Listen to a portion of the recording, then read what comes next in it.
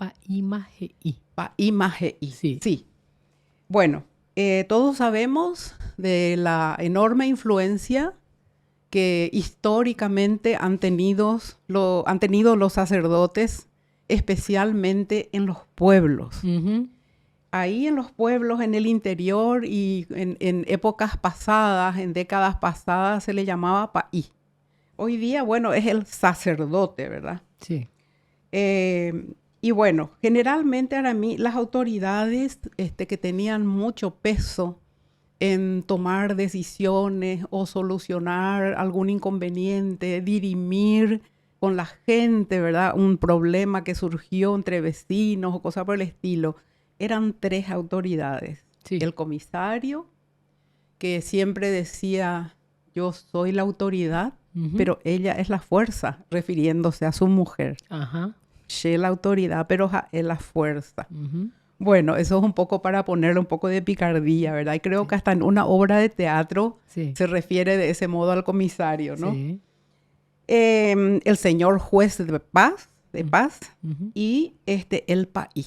Son 3 autoridades que tienen peso y que tienen opinión sobre cualquier inconveniente que surgiera, ¿no? Dentro de la sociedad. Exacto, en ese pequeño ambiente pueblerino especialmente, ¿verdad? Uh-huh.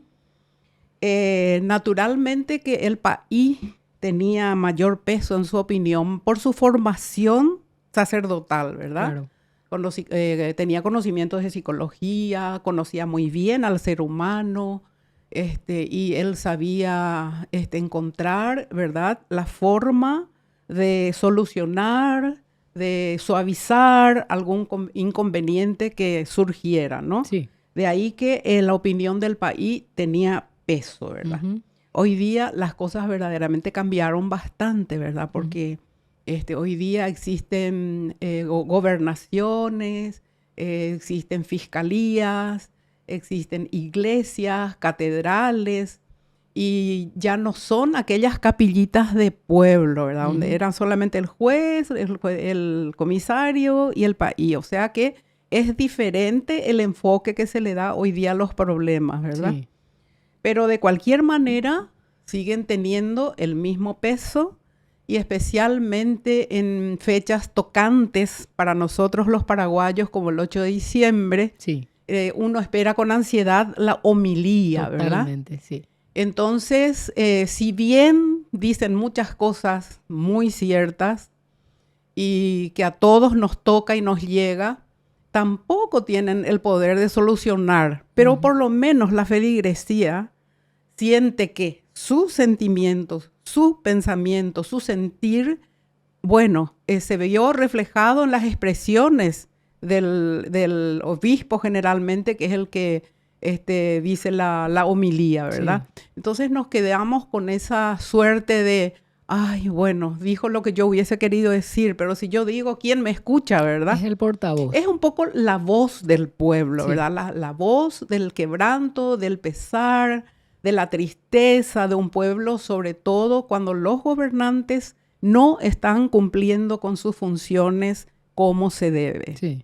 Bueno, de ahí, y como dije al principio, históricamente siempre el país tuvo, su palabra tuvo peso. Uh-huh. Pues, ahí lo del país más y ya no se refiere tampoco al sacerdote propiamente, sino cuando alguien dice algo, cuando en una familia hay que dirimir sobre si vendemos esta propiedad, qué hacemos con la abuela, quién se ocupa de ella, en fin, entonces es el que tiene la mente más clara y más práctica, dice, bueno, vamos a hacer esto. Entonces se dice, bueno, paimahei. Está tomada la decisión. Perfecto. Así es. Más claro agua.